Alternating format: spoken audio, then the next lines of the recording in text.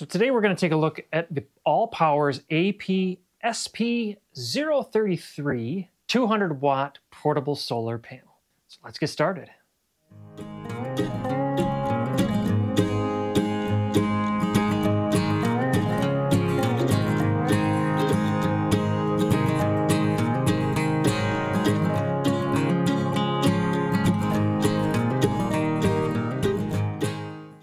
So ALLPOWERS sent me this panel, and it was supposed to come with the power station, but due to shipping issues, this showed up late.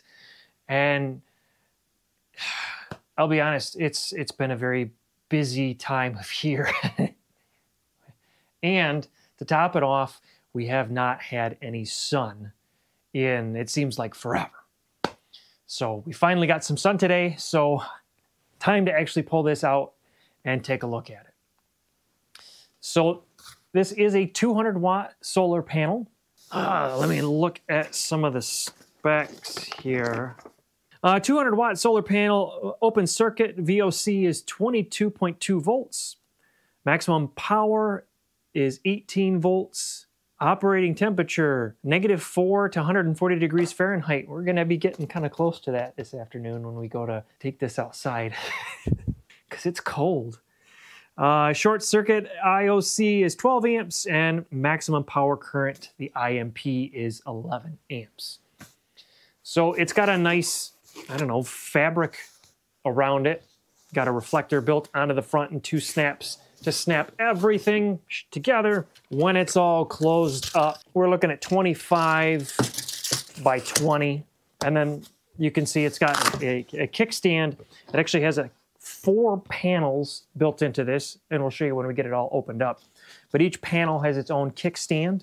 On the back side, it's got a nice pouch that has all its little accessories that it comes with. And I like that because that means that everything related to the panel can stay with the panel. So if we open this up and take a look at what's inside, obviously you're gonna get your manual packet. We have an Anderson to MC4 adapter. We have MC4 to a barrel connection.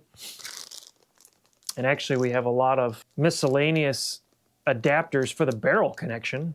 And then there is an MC4 to alligator clip. Alligator clip. Wonder why it says alligator clip. Huh. Charge the 12-volt car battery directly with battery alligator clips. In an emergency case that we meet the startup problem, suggest to charge the battery with this kit for 2 to 3 hours only. For longer charging, please add a solar regulator. So it's like an emergency trickle charger almost.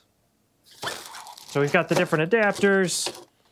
And then, I like this. See, the panel itself has MC4 connectors. That's a standard connection. Why some of these other panels don't have MC4s on it, they put their proprietary or barrel style connections on it, I don't get it. Stick with the standard. But I like the fact that I can do this.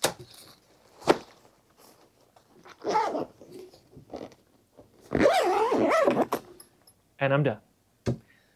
On the back, it's, you know, in sunlight, tip the panel back. Yeah, that's kind of obvious. Tip it forward. It's not going to do anything. It says, keep it out of the rain. Now, I need to look at this here.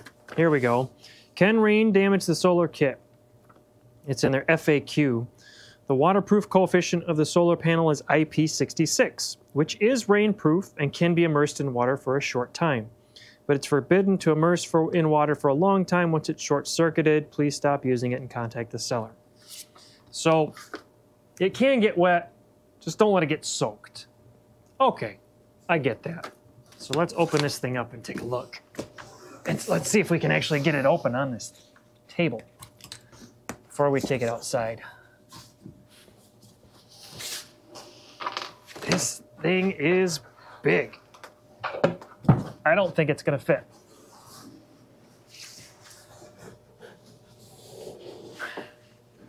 So we'll just do it like that for right now. So 4 big panels.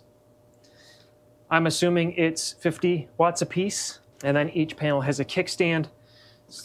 It's got a nice plastic coating over the front, And like I said, the fabric coating on the back.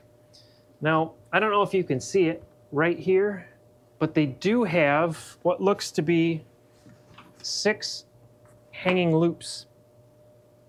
One on the top and on the bottom, on the outside ends and in the middle. So you can hang this from a mount, this side of the RV, side of your barn, you know, whatever. But so you're not dependent on sticking it on the ground and using the kickstands. So that's kind of nice. But it's my first portable solar panel. So let's head on outside and take a look. So it's literally been weeks before we've seen any form of consistent sun. And we finally have some out today. The clouds and the trees are gonna shade some stuff, but I wanna see how well this performs anyways.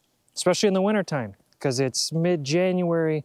We've got, I think it's 12 degrees outside. So we've got the panel here. Nice and simple to open it up. 2 clips, and then she unfolds. The kickstand's in the back. I have found that it's easiest to put the kickstands out in the middle first, lay it down, and then you can get the other 2. Now, obviously, this is not an angle for winter, but we work with what we've got, right? And yeah, you can see the clouds are starting to come in already. We'll bring out the ALLPOWERS power station, not designed for the snow. And if anybody's interested, this is a whole lot easier to measure when it's all opened up.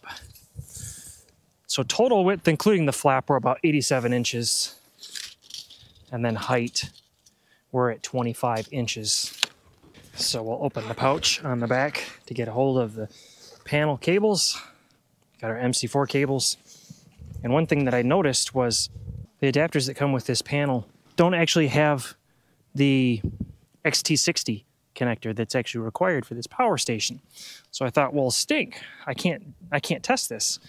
And then I remembered in the ALLPOWERS case that came with the power station, it came with the XT60 to MC4. So we've got our connections made there.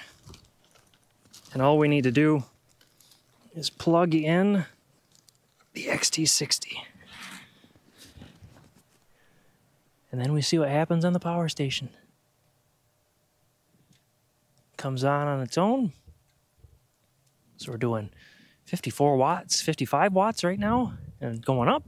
And we can see we're going to be dealing with some tree shading here shortly. That should pass relatively quickly, and then we should get some more sun.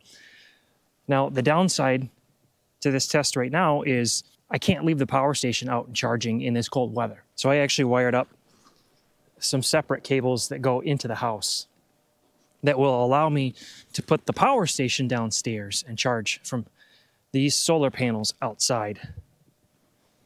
There, fix the kickstands a little bit.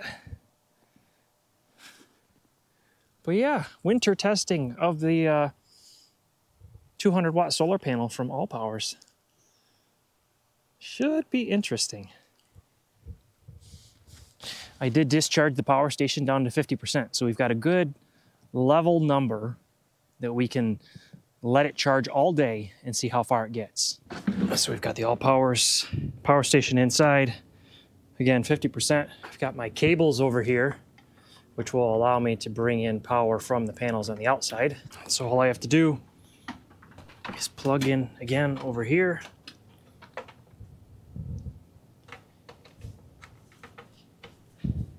And wait for it to start charging. There we go, 42 watts, 43. And I think it's getting close to that time where the panels are starting to get into that shade. So I'll make some adjustments, but it is 12 o'clock on the dot. So we're gonna let that panel stay outside all day till the sun goes down. And we'll see how far we can get on our frigid winter solar portable power panel test from ALLPOWERS. So we are just shy of 5 o'clock in the evening. The direct sunlight has all gone behind the trees. And so we are at 62%. Now, something about this power station, it looks like it's not charging, but it actually still is. So if I grab my multimeter, so we're still getting 1/10 of an amp. And I got my little Y splitter right here so I can check the voltage. So 1/10 of an amp at 17.7 volts. So we're pulling in just under 2 watts. But I've noticed that the power station, I want to say anything under 10, maybe it's 12 watts, it does not reflect on here. So just be aware, even though it shows 0 watts input, it's still pulling power in. For a non-typical winter test in Michigan with all this, snow all over the ground and trees blocking the sun, 12% I don't think is too bad. I mean, it's better than what I thought I was going to get. Obviously, it's not ideal conditions. We didn't get anywhere near the 200 watt rating, but that's not the panel's fault.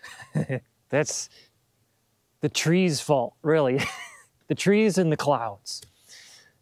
So I will be doing another test when we get more into ideal conditions in the springtime, maybe early summer, because I want to see how these actually perform when there's full sun.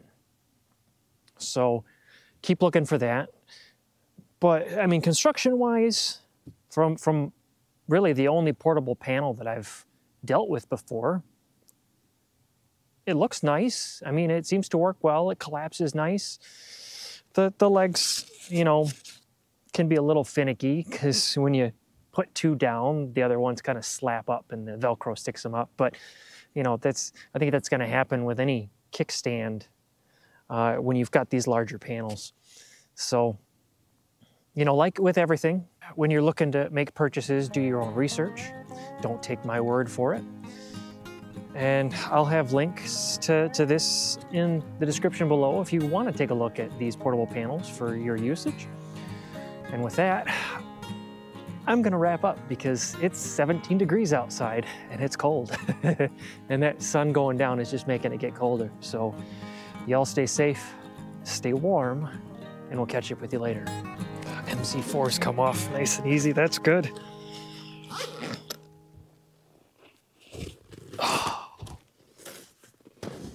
Get all the snow off the bottom.